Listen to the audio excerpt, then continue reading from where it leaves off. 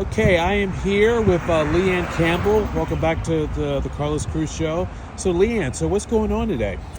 Well, today our president is hosting a military parade in D.C. He is using our hard-earned tax dollars for some grandstanding when he seems to be against waste and fraud. And so I'm taking a stand against that. We do not need kings. We do not need the militarization on our streets. And I think it's important to speak out. Okay, great. Speak out. Are you part of a larger organization?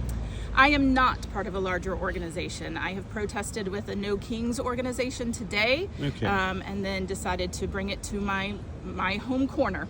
Gotcha. And are there going to be any other protests against this event today here in Georgia? Anywhere? Yes, so I'm aware of 20 different protests across Georgia today. There is one happening on the 17th Street Bridge downtown from, I believe it is 1 to 2:30. And then there are several others across the state. You can find it on the No Kings website. Gotcha. No Kings website. So, are you kind of at odds with the current administration, or is it just America in general? Oh no, the current administration. I love America, and I believe that we were founded on the principles of freedom and liberty, and our country exists because we were against monarchy and kingly overlord, and I fear that that is the direction we're headed again. Gotcha. Do you feel women's rights are sort of in jeopardy with him being in office? Oh my goodness, yes. I mean, we've already seen the repealing of Roe versus Wade, and I believe that we're not too far away from maybe having to fight for the right to vote again. I'm very concerned. I have a daughter, and I'm worried about her future. Yeah, I was doing some digging on Roe versus Wade. The actual woman in question, she ended up not getting an abortion, and she regrets that sort of that press and that whole attention that came about. What did you think about that? Well, I mean, I think she had the right to choose, and that's the important thing. Right? Okay, that's the important thing, the right to choose. Just overall, do you think the president that he sets right now in office is going to change anything as America? Do you still feel like we're in America? Do you still feel like us a safe place, a freedom? Because I've been to a lot of other countries, and from what I've seen, they have, a lot of problems, especially Middle Eastern countries when it comes to women, things like that, right to vote. And Saudi Arabia, they have to ask permission from their brother and father and husband, all that type of stuff.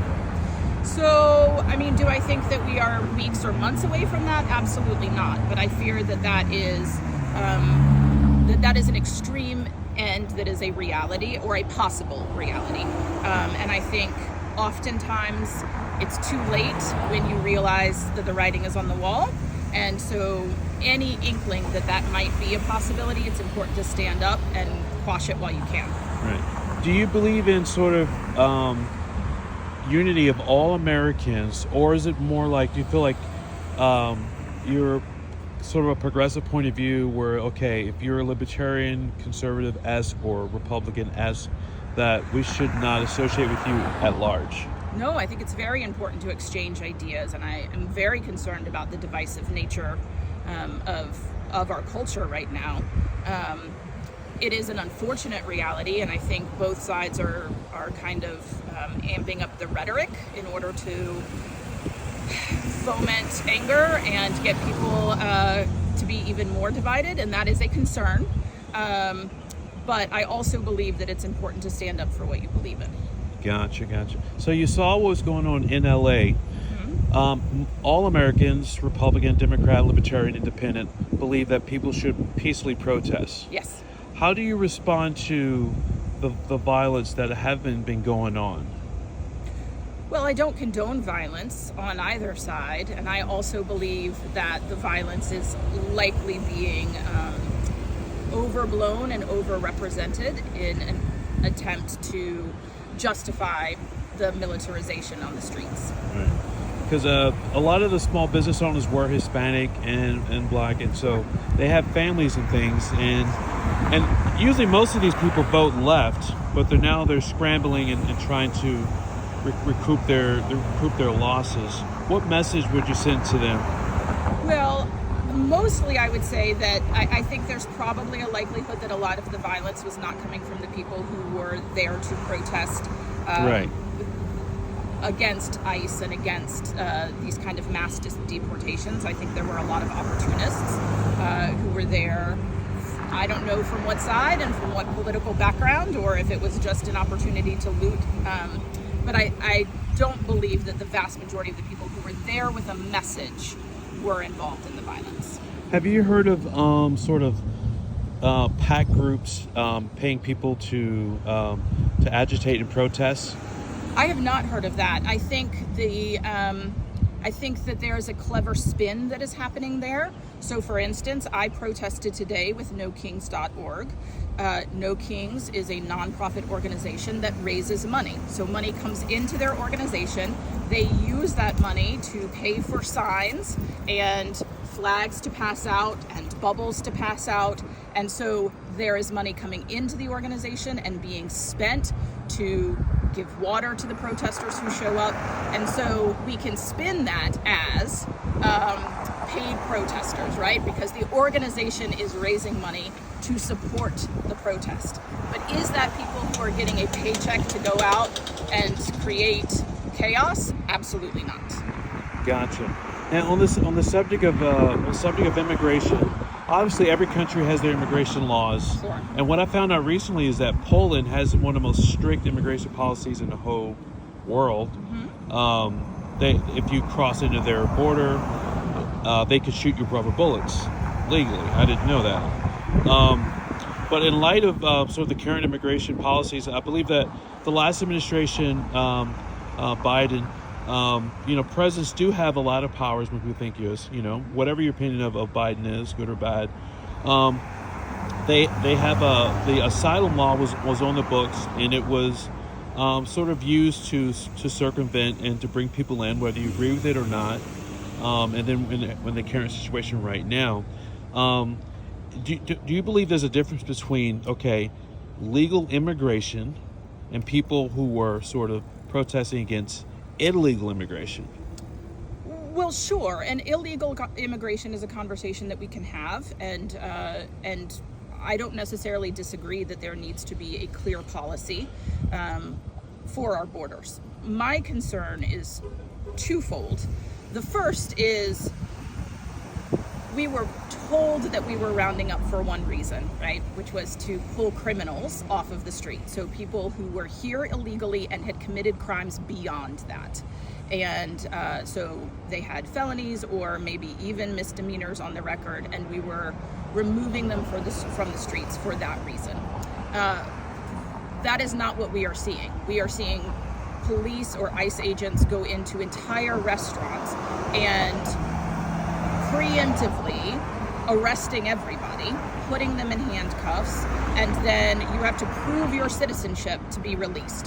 That is that is an illegal act. We are seeing a situation where they are creating this scenario under the guise of removing criminals from our streets, and then they are using that opportunity to take people whose only crime is entering the country illegally off the streets. That is not a violent situation. That is not a direct threat to any of the people in our country. So we have been sold one thing, and then it has been manipulated to create a different set of circumstances. Gotcha. My other concern is that we are arresting some American citizens or people who have complete documentation and a legal right to be here. We are arresting them and preemptively, and then making it difficult for them to kind of get out easily. If you had your way, would you do away with sort of the strict immigration policy? Would you rather have open borders from a humanitarian standpoint? Is that sustainable? Would you entertain that? No. I mean, when you say open borders, do you mean free flow, free access? Yes. No, I don't think that is sustainable. Gotcha. And I don't have the solutions, and I haven't been elected into office to have the solutions. But the statistics polling shows that an overwhelming majority of people are against the current policy that is being taken towards immigration. So even those people who voted for the current administration, many of them did not vote for this situation. Is when we talk about the current policy, the current laws on the books, is what they're doing against the current immigration statutes, or do you think people have a feeling that they feel wrong in their heart that the way they're doing it? Well, it is against the current statutes because they are also detaining and deporting, in some cases, people who are here under the Asylum Act, and that has not been repealed. And so there are absolutely instances where they are breaking the law, that they are circumventing the current policies in place. Do you feel they're targeting Hispanics generally, or do you feel because what country you come from, European countries, Asian countries, whatever, do you think it's all blanketed, or do you think it's targeted specifically at Hispanics? Well, I think the reality is that the vast majority of our immigrants in this country are of Latin American descent. But we certainly saw hateful rhetoric against Haitians during the election and the run-up to the election. So I think there's pretty much a target against anyone who is here illegally who has a particular color of skin.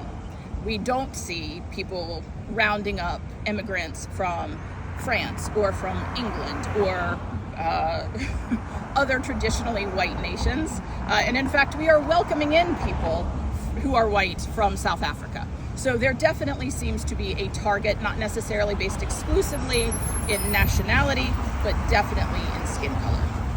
Gotcha. If this is just a hypothetical, let's just say you grow in size, a company for your cause, and it gets really, really huge. If Trump invited you to the house personally, gave you security, everything, wants to hear your voice, would you be open to doing that, or do you feel because of the way you stand that it'll look bad for your organization? Well, I don't have an organization, but were I to be hypothetically invited to the White House, I would not believe for a second that it was because he wanted to hear my voice. So if there were a set of circumstances that could convince me that he was interested in what I had to say, was interested in having an intellectual and civil conversation, that he wasn't going to try and make me look terrible like President Zelensky from the Ukraine, that was just a bloodbath, then I would certainly entertain it. But I'm not going to walk into a situation just to be kind of pounced upon. Okay, so you are open to it. Sure. Yeah. I think it's a very, very powerful message too. We still are a nation where we're people in, and it sounds like you have your gripes, but you're also trying to bridge gaps, and you're open to dialogue, which I think is very, very, very important. Absolutely. Right. I've had lots of thumbs up. I've had a couple of thumbs down here, and that's okay. But I had one person who drove by and rolled down his window so he could shout out "idiot," and that I think is very, very indicative of why we are where we are today. We are labeling without understanding. We are labeling without listening, and our cars give us a lot of protection, right? Would he say that if I were his next door neighbor? Probably not. But kind of throwing around these insults gets us nowhere. Do you feel that the Democrat Party should bring more message to unity to all the stuff that's going on? I think both parties need to do that. And I think for a long time, the Democratic Party tried to do that, and they have witnessed that getting people angry is more effective right now for getting votes. And so there seems to be a trend towards that. It's not something I necessarily feel great about. I think it is an unfortunate reality. And I just hope that over the course of time, we can find a way to bring everyone back together to at least a position of being willing to hear and listen. Well, that's great. I'm glad to hear it sound like you're very level-headed, and you love America, and you just want to bridge gaps between people and not divide. Still have your own identity. Exactly. All right. I really appreciate it. You have a great day. Thank you. You too.